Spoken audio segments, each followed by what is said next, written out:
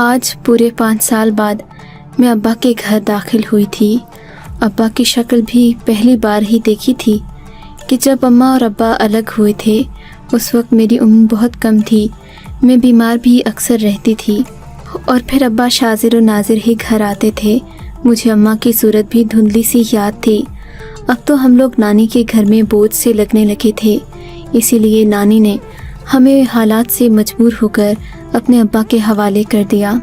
वो अब्बा जिनके पास हम कभी नहीं जाना चाहते थे, मगर हालात ने मजबूर कर दिया था।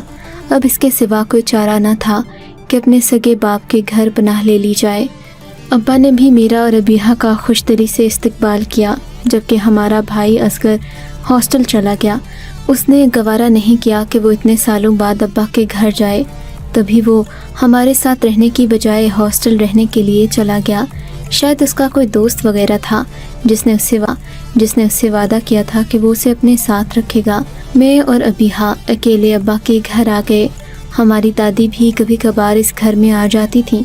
ज़्यादातर यहाँ पर नौकर ही रहते थे, मगर अब्बा ने हमारे आने के बाद काम वाली मासी शाकरा को भी काम से निकाल दिया था।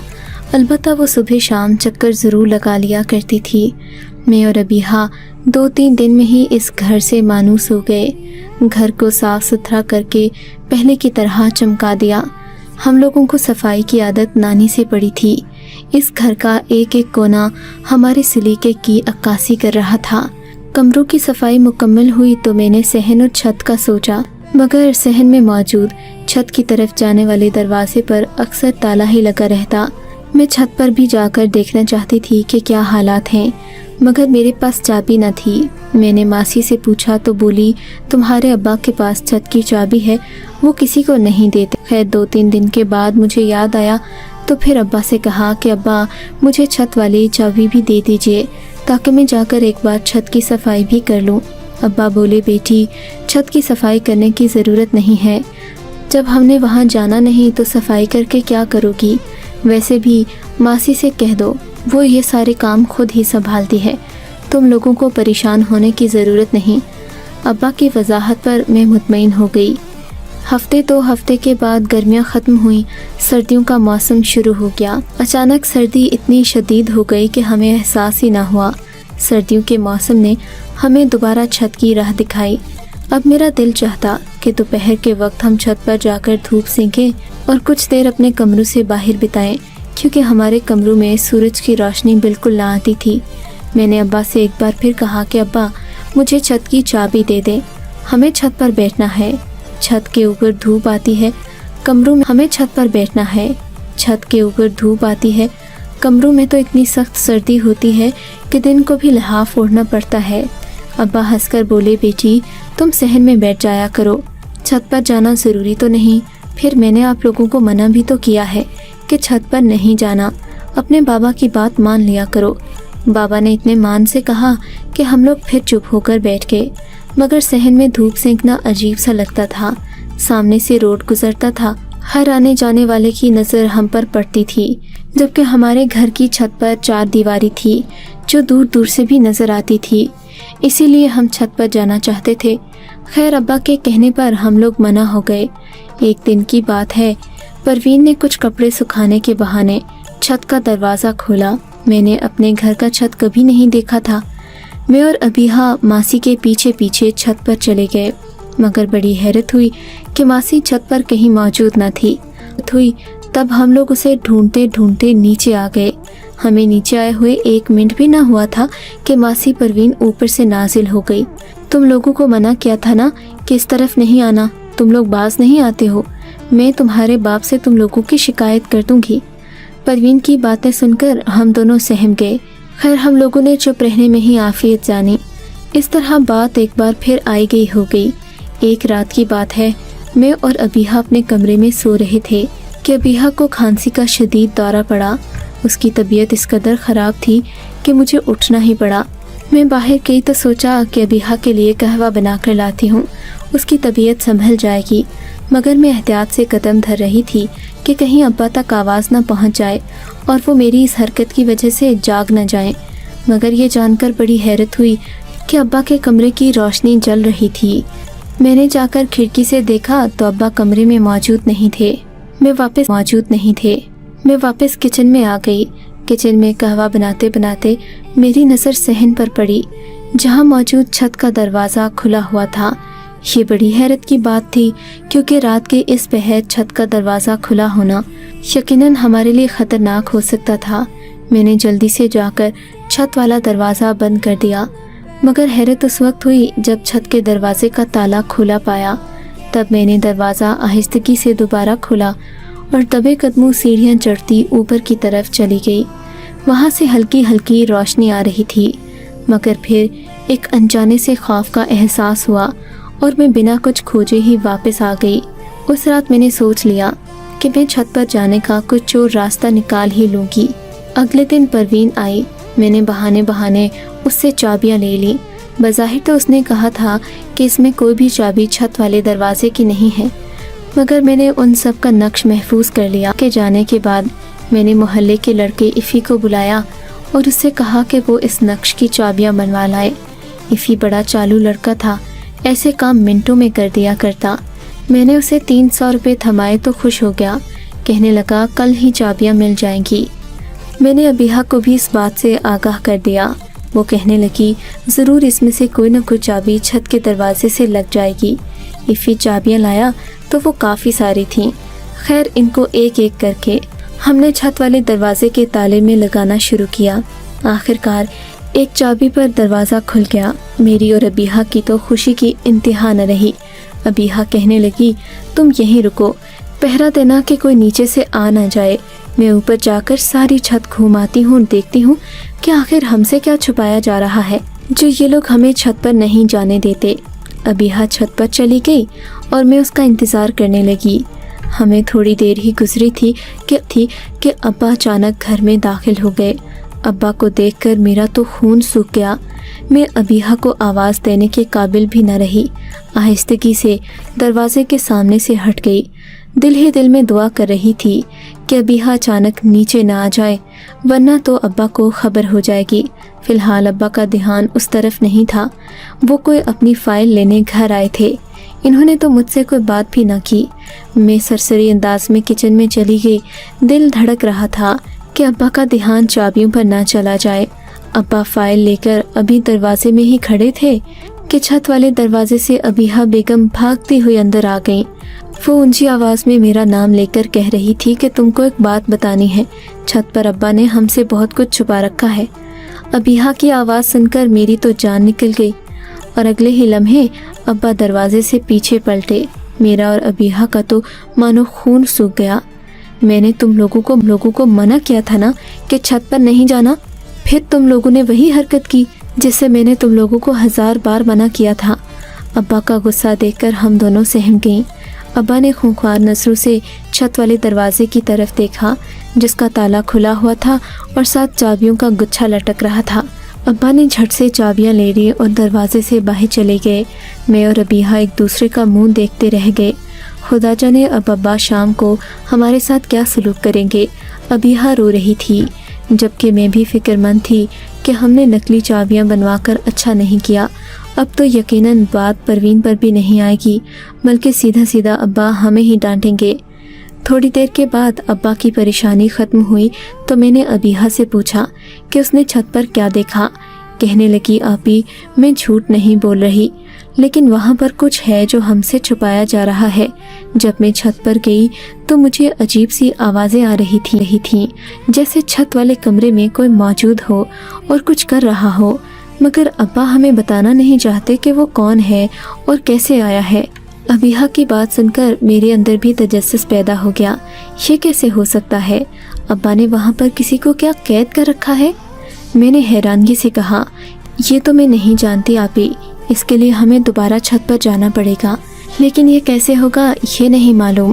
اگلے ہی دن ابا نے اپنے ساتھ ایک عورت کو لایا جس کا چہرہ بڑا کرخ قسم کا تھا اور اس کا لہجہ بھی اس قدر سخت تھا کہ ہم دونوں کو محسوس ہوا کہ ہمارے اچھے دن ختم ہو گئے اور برے دن شروع ہو گئے ہیں۔ ابا نے بتایا کہ یہ ان کی بہن ہیں اور انہی کے توسط سے ابیحہ کا رشتہ آیا تھا۔ انہوں نے ابیحہ کو دیکھا اور پسند کر لیا۔ میں سوچ بھی نہیں سکتی تھی کہ ابا اتنی جلدی अबीहा को बिहाने का बंदोबस्त कर देंगे। हालांकि हम अभी इस बंधन के लिए तैयार न थे और अबीहा की उम्र भी बिल्कुल मेरे जितनी थी। हम दोनों जुड़वां बहनें थीं, मगर अबीहा अपनी सेहत की वजह से मुझसे बड़ी लगती। बहरहाल अब्बा ने चंद ही दिनों में अबीहा का रिश्ता तय कर दिया। अबीहा की शादी होते पता ही न चला। इस शादी में असगर भैया ने भी शिरकत की थी, लेकिन वो भी बुझे बुझे से थे, जबकि मेरा तो रो रो कर बुरा हाल था। इस घर में और था ही कौन जिसके साथ में अपनी बोरियत और तन्हाई बांटती। एक आप ही थी जिसको अब्बा ने मुझसे दूर कर दिया। अबीहा की रुखसती हुई तो मैं फूट फूट कर रोती। भाई असगर भी शादी में आए थे, वो भी ये मंजर देखकर परेशान हो गए। जाते जाते कहने लगे, तुम फिक्र मत करना, मैं तुमसे मिलने आया करूँगा। जानता हूँ कि तुम उस घुटनज़दा माहौल में परेशान होती हो, बस तुम एक बार थोड़ा सब्र कर लो। तुम्हारा भाई पढ़ लिख कर जब नौकरी पर लग जाएगा तो तुम्हें किसी किस्म की परेशानी नहीं होगी। भैया की बात सुनकर मैं तो हो गई, मगर मेरा दिल गम से भरा हुआ था। अगले दिन से घर काट खाने को दौड़ रहा था। परवीन बुआ ने आकर थोड़ी बहुत तसल्ली थी, मगर अबीहा की कमी जाहिर है कौन पूरी कर सकता था। अब घर में अकेले रहने की वजह से मैं बेहद हसास हो गई। एक दिन दूसरे कमरे में बैठी थी कि मेरी नज़र परवीन के चाबियों वाले गुच्छे पर पड़ी। अब्बा ने उसके बाद से दरवाजे की चाबियां तब्दील कर दी थीं, मगर हमारे घर की हर चाबी परवीन बुआ के पास लाजमी होती थी, इसलिए कि वो ही हमारे घर के ज़्यादातर इंतज़ामात देखती थी। परवीन बुआ बाथरूम में उस वक्त कपड़े धो रही थी। मैंने फुर्ती से चाबियों वाला गुच्छा लिया और जाकर छत वाला दरवाज़ा खोल दिया। ताले को इस तरह रखा कि उसे शक न हो कि ताला खुला हुआ है। थोड़ी ही देर के बाद परवीन बुआ कपड़े धोकर फारिग हो गई। उसने शुक्र है कि छत पर जाने का नहीं कहा, बोली कि यहीं सहन में सुखा लेंगे। अब तो कपड़े भी खुदा का शुक्र अदा किया। शाम का खाना बनाकर वो चली गई और मैं घर में अकेली रह गई। अब मैं छत वाला दरवाज़ा खोल सकती थी। मुझे अबीहा ने बताया तो था कि छत के कमरे में कोई मौजूद ज़रूर है जिसे अब्बा हमसे छुपाना चाहते हैं। मुझे डर भी लग रहा था कि अगर कोई मुजरिम हुआ या फिर कोई ऐसी बात जिससे ख़तरा हो तो मैं अकेले उसका मुकाबला कैसे करूंगी, मगर दिल की कैफियत का अंदाज़ा नहीं कर सकती थी। मेरा दिल अजीब सा हो रहा था। आपको बता नहीं सकती कि उस दरवाजे की तरफ मुझे कोई चीज़ थी जो खींचती थी। तभी मैंने बिना किसी फ़ायदे नुकसान की परवाह किए छत वाले कमरे का जायज़ा लेना शुरू किया। देखा दरवाज़ा बाहर से कुंडी लगाकर बंद किया गया था, जबकि वो कुंडी काफ़ी मजबूत थी और भारी भी। मैंने बड़ी मुश्किलों से उसे खोला। दिल को धड़का लगा हुआ था कि न जाने सामने क्या आ जाए। मैंने मजबूती से दरवाजे के एक हत्थे को थामे रखा और आहिस्ते से दरवाज़ा खोला। मुझे ये देखकर तसल्ली हुई कि सामने एक बेबस, मजबूर और लाचार औरत बैठी थी, जिसके कपड़े फटे हुए थे और उसके बाल बिखरे थे। उसकी हालत से लग रहा था जैसे इसने कई दिनों से खाना नहीं खाया और ना ही अपनी नींद पूरी की है। औरत ने मुझे दरवाज़ा खोलने पर फटी फटी निगाहों से देखा। उसकी आंखों में अभी भी आंसू थे और ये नमी किसी गहरे गम की निशानदेही कर रही थी। मुझे देखते ही वो मेरे कदमों से लिपट गई। खुदा के लिए तुम जो भी हो, मुझे यहाँ से बाहर निकालो, मैं मर जाऊँगी। औरत की बात सुनकर मेरे दिल को धचका सा लगा। आप कौन हैं? मैं नगीन की माँ हूँ। नगीन के बाप ने मुझे यहाँ कैद कर रखा है। तुम कौन हो बेटी? औरत ने हैरानगी से मेरी तरफ देखा। मैं नगीन हूँ अम्मा जान, क्या आप मेरी माँ हैं? मैंने बेयकीनी से अम्मा की तरफ देखा। बेटी तुम, मेरी नगीन इतनी बड़ी? अम्मा ने बेयकीनी से मुझे देखकर गले लगाना चाहा।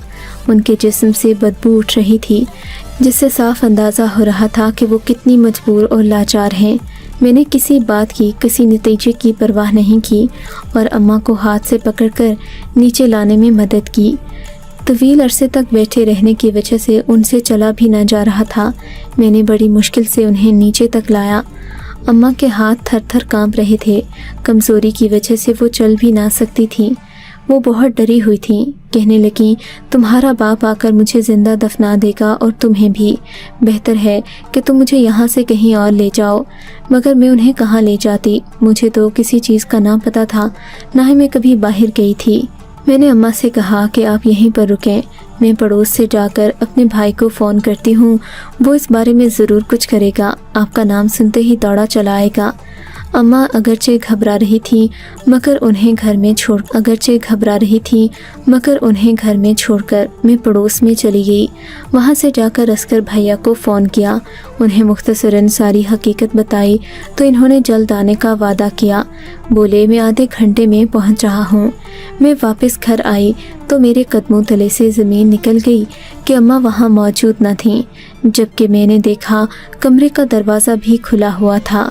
میں چھت کی طرف بھاگی تو دیکھا ابا سیڑھیوں سے نیچے آ رہے تھے۔ ابا گھر کب آئے کچھ معلوم نہیں۔ میں نے تمہیں جس چیز سے منع کیا تھا تم باز نہیں آئی اس سے، ابا نے گرجتے ہوئے کہا اور مجھ پر تھپڑوں کی بارش کر دی۔ میں زاروں قطار رونے لگی، کچھ سمجھ میں نہیں آ رہا تھا کہ ابا ایسا کیوں کر رہے ہیں۔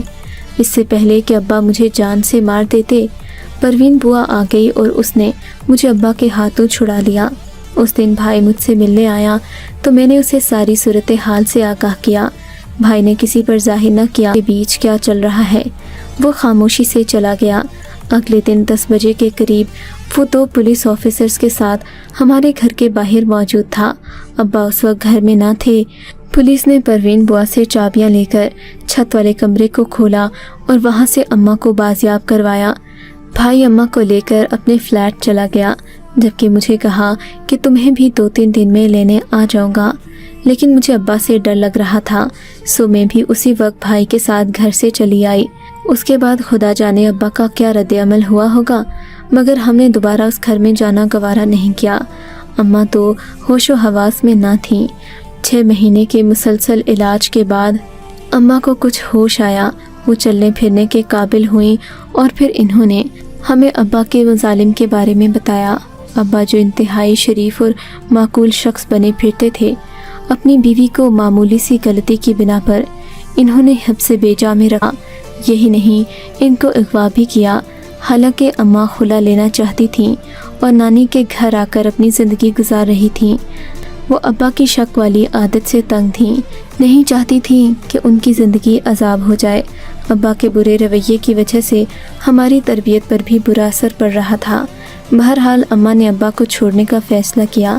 وہ نانی کے گھر تو آ گئیں، لیکن ایک دن ابا نے اپنے دوستوں کی مدد سے انہیں اغوا کر لیا اور ان سے اپنی انا کا بدلہ پورے 10 سال لیتے رہے، ان کو ذہنی اذیت دیتے رہے، یہاں تک کہ اماں بیمار پڑ گئیں اور قریب تھا کہ وہ اس حبس بیجا میں اپنی جان دے دیتی کہ ہم لوگ ان کی مدد کو پہنچے، اور بھائی کی مدد سے میں نے اپنی ماں کو اپنے باپ کی قید سے آزاد کروا لیا۔ آج میری ماں ایک نارمل زندگی گزار رہی ہے اور ابا اپنی حرکتوں کے کارن جیل میں پہنچ گئے ہیں، کیونکہ ہم لوگ ابا کے خلاف کیس جیت گئے ہیں۔ لوگ ہمیں بدتمیز اور نافرمان اولاد کہتے ہیں، وہ یہ نہیں جانتے کہ انہوں نے ہماری ماں کے ساتھ کیا کیا۔ اب آپ ہی بتائیں، کیا ایسے انسان کو رشتوں کا بھرم رکھ کر اتنے بڑے جرم کے لیے معاف کر دیا جائے؟